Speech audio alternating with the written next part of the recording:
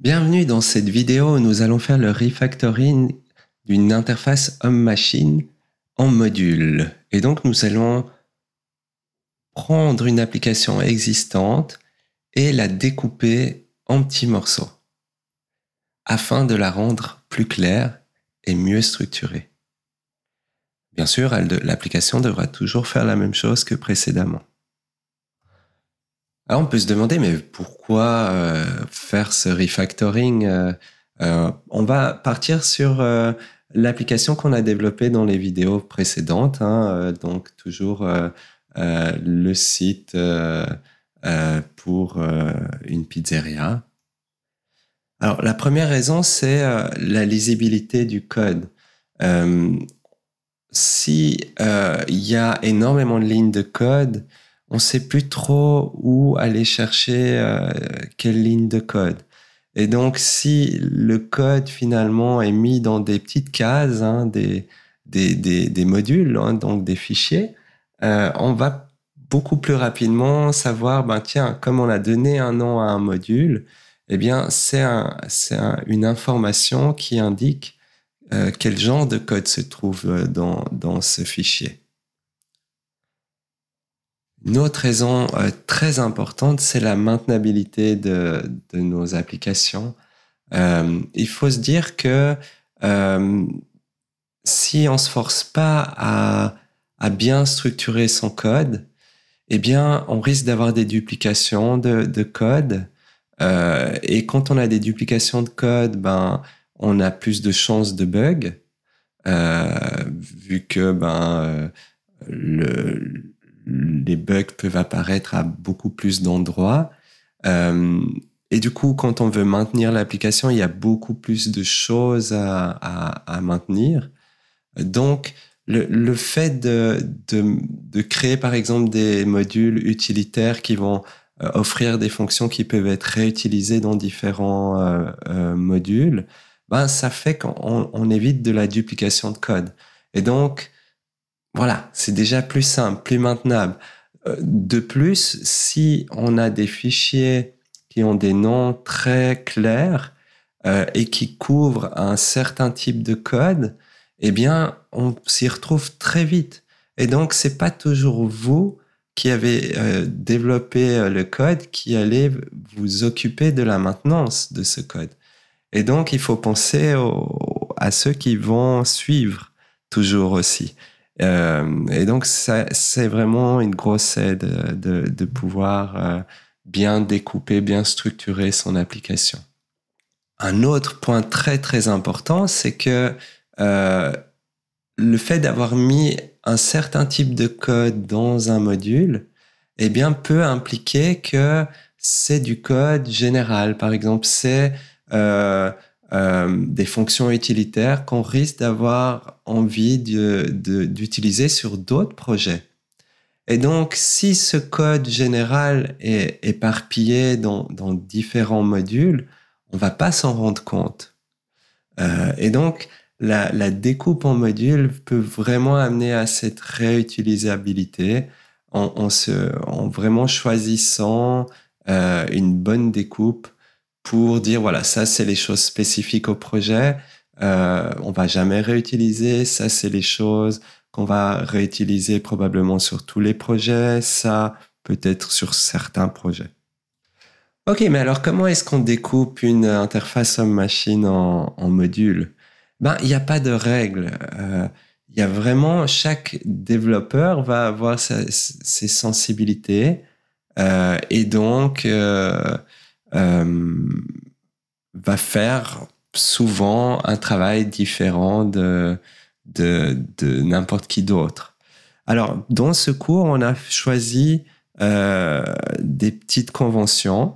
C'est de faire une découpe en composants fonctionnels. Par exemple, dans mes applications web, il y aura souvent un header, il y aura des pages et il y aura un footer. Il y aura probablement aussi une navbar. Et donc tout ça, on peut sentir que c'est des composants fonctionnels que parfois on va vouloir réutiliser, parfois vont apparaître sur tous les écrans. Par exemple, le header, on voudrait qu'il apparaisse sur tous les les écrans. Les pages, peut-être c'est ce qui va varier à chaque fois qu'on va cliquer sur la navbar, mais on sent que c'est des composants fonctionnels. Et donc, ça vaut la peine d'avoir un module par composant fonctionnel. C'est une bonne pratique. Du coup, on va découper en composants fonctionnels et il faut quand même avoir une trame de base. Il faut un layout global de comment un écran, de quoi est composé un écran. Alors, on a vu qu'avec une application Webpack, eh bien, on a un fichier index.html qui est le template de base de notre site. Eh bien, c'est dans ce fichier-là qu'on va vouloir ajouter ce qu'on appelle des wrappers. Les wrappers, c'est des sortes de containers, ou on pourrait les appeler containers aussi, qui vont permettre d'afficher dynamiquement certains éléments. Les pages vont devoir s'afficher dynamiquement quand on clique sur la navbar. Le header, peut-être dans un premier temps, ne devrait pas s'afficher dynamiquement, mais on va quand même le faire parce qu'on sent que le header, c'est là qu'il y aura la navbar, et la navbar, si l'utilisateur est authentifié ou pas, on sent qu'on va vouloir afficher des liens différents. Quand on est authentifié, en général, on a le droit à des choses en plus qu'un utilisateur anonyme. Et donc, on aura cette notion de wrapper qui sera dans le layout, dans le template de notre web application, dans index.html. Et puis, il restera à choisir quel type de wrapper on crée. Alors, on peut utiliser des divs avec des identifiants, div, ID, la valeur, ces pages, ou on peut utiliser directement des noms de tags HTML. Ici, dans ce cours, pour les tutoriels, on a choisi header, le tag header pour mettre notre composant fonctionnel header, main pour le tag main pour prendre en compte tout ce qui est les pages, et footer pour le footer. Mais c'est des choix. Ça pourrait être des divs, et ça marcherait tout aussi bien. Retenez que vous avez donc beaucoup de souplesse pour mettre en place le layout de vos écrans. Tout ce qui est présenté là, c'est juste des conventions utilisées dans ce cours parce qu'on va mettre à disposition un boilerplate qui reprendra ces conventions, mais c'est juste un simple choix. Il en existe des tonnes d'autres.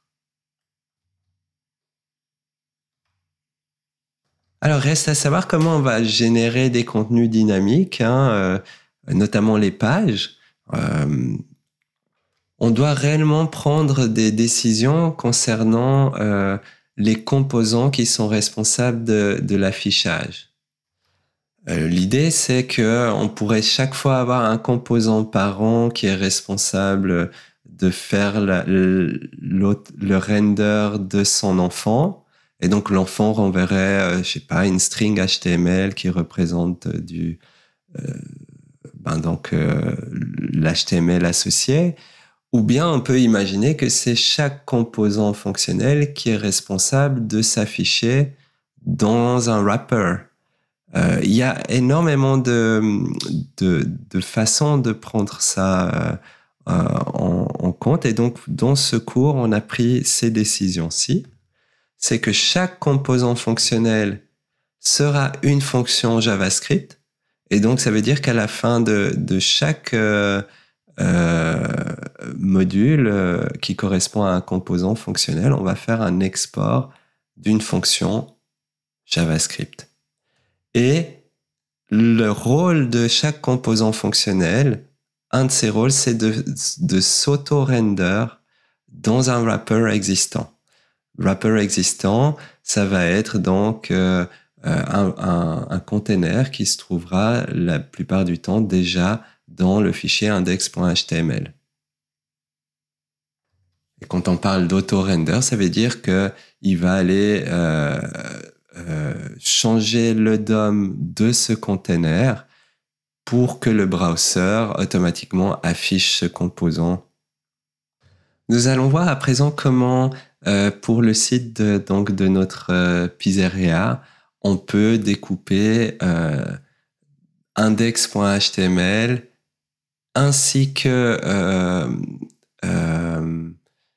l'index.js pour arriver à une plus belle découpe en composants. Alors, dans le cadre du cours, vous avez tout un tutoriel dans la découpe d'une IHM en module qui reprend ce qui va simplement être résumé ici dans la vidéo. Donc, n'hésitez pas, si vous voulez du détail, à aller lire.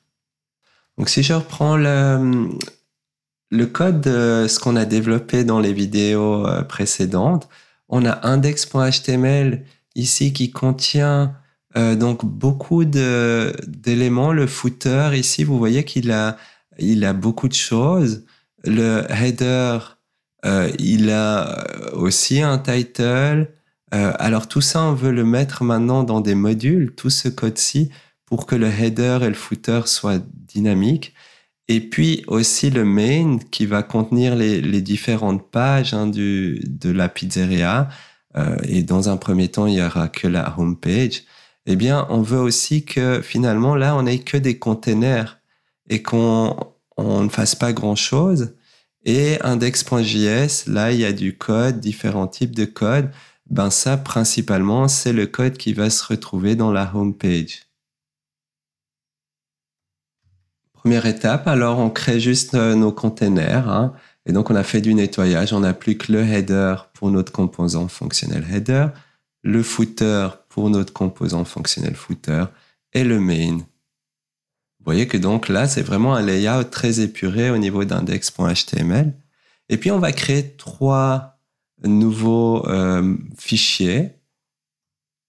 Voilà, nous avons donc créé les 3 modules pour nos 3 nouveaux composants fonctionnels. Homepage, qui reprend ici tout le code qui se trouvait avant dans index.js, sauf la gestion du code qui permet l'interactivité sur la page, de cliquer n'importe où dans le body et d'avoir le fait que ça stoppe ou redémarre le son.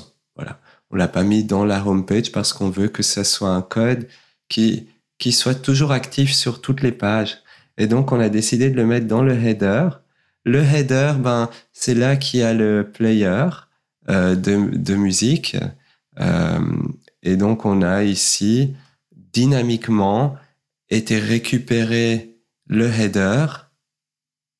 Et puis, on a été mettre un titre de manière dynamique avec un wrapper pour la navbar. Et la navbar, on verra ça dans une prochaine vidéo, quand on va vouloir créer plusieurs pages et naviguer d'une page à une autre. Mais du coup, comme ça, on sait que c'est dans le header que la navbar devra venir s'afficher. Et puis, on a une fonction maintenant qui nous permet de faire un render de notre composant audio ici. Et si vous vous souvenez, quand on fait un import d'un fichier statique, un asset, ici c'est du son, comme on utilise Webpack, on doit ici avoir l'URL vers le fichier son qui est celle qui est générée par Webpack, et donc on a dû faire un import ici du son. Et comme on crée des modules, à chaque fois, à la fin de chaque module, on fait un export. Alors ici, il n'y a qu'un seul objet, donc il y a juste un export par défaut. Dans la homepage, il y a bien un export aussi par défaut de la homepage. Et à chaque composant fonctionnel est responsable de s'auto-render. Ce qui veut dire que ici, lorsqu'on va faire un render du menu et des drinks, tout ça va se faire dans le wrapper main qu'on aura ici récupéré. Header, ce sera dans le wrapper du header qu'on aura récupéré ici. Et puis pour le footer, on a ici, si vous vous souvenez, l'ajout d'images, de manière dynamique. Et donc, on a créé une fonction pour éviter la duplication de code, vu qu'on affiche 2 images, qui permet sur base du wrapper qu'on lui passe, d'afficher dans ce wrapper l'image qu'on lui passe en paramètre ici. Et tout ça, on vient l'ajouter dans le wrapper footer ici, qu'on vient sélectionner. Et pour rappel, quand on est venu chercher pour le footer, c'est ça qu'on a récupéré. Et donc, dynamiquement, on va écrire le footer là-dedans. Ok, donc, on a du code, on a chaque fois... Ah, vous voyez là, ça c'est pas propre, ça il faudrait mettre à la fin, toujours on a dit qu'on mettait les exports à la fin. Voilà. Donc à chaque fois, on a des exports à la fin de nos modules. On a un code beaucoup plus structuré, mais on a index.js maintenant qui doit aussi être modifié pour appeler nos modules. Et donc ici, on a import notre homepage, la fonction qui permet de faire un render de la homepage, la fonction qui permet de faire un render du header et celle du footer. Juste pour vous montrer un petit quelque chose. Si je tape import footer, vous voyez, si j'utilise l'auto-completion, que j'appuie sur Enter ou sur ici, il retrouve dans le projet c'est une fonction, mais c'est aussi un objet qui a été exporté et il écrit le chemin par lui-même. Et vous voyez qu'il ne met pas le .js. Et donc l'index.js, maintenant, il est vraiment très clean. Ok, d'abord, tu appelles mon composant header. C'est des fonctions, donc il ne faut pas oublier de mettre les parenthèses ici pour appeler réellement ça. Et donc ça va faire un render du header. Ça va faire un render de la homepage. Et là, un render du footer.